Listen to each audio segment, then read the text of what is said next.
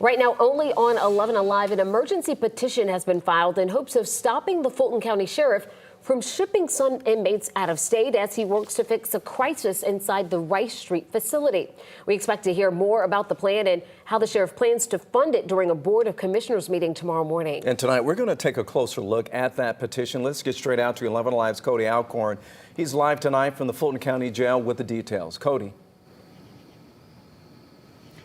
So, Ron and Jennifer, the original petition was actually filed a week ago, but on Monday, the Public Defender's Office filed this emergency petition, 14 pages here, and what they're doing is asking a hearing for a judge to stop the sheriff from moving inmates out of state, claiming he doesn't have the legal authority to do so.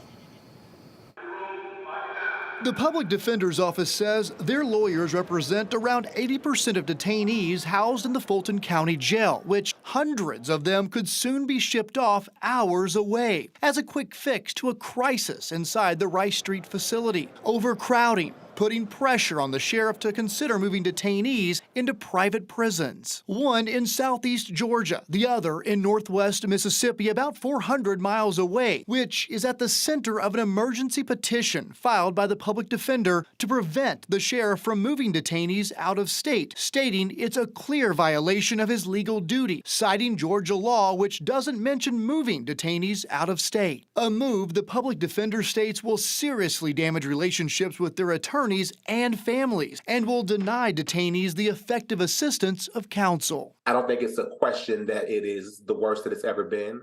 Devin Franklin, a former public defender, now with the Southern Center for Human Rights. The question that people need to ask is, how did the jail get into the condition that it's in? 10 deaths since January 1st, 6 in the past 7 weeks, one of those from a triple stabbing last month inside the jail. No one in custody has received a death sentence. A facility as of Tuesday night at more than 1,100 inmates over capacity.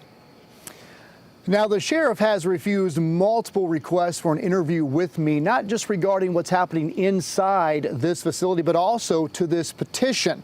Now, I did reach out about the amended petition, and the sheriff stuck to their original statement from their director of communications, which says basically outsourcing inmates is the best and safest avenue for safely housing detainees until the case backlog is addressed and overcrowding is relieved. I can also tell you 11 Alive will have a crew inside that Board of Commissioners meeting at 10 o'clock in the morning to see what happens.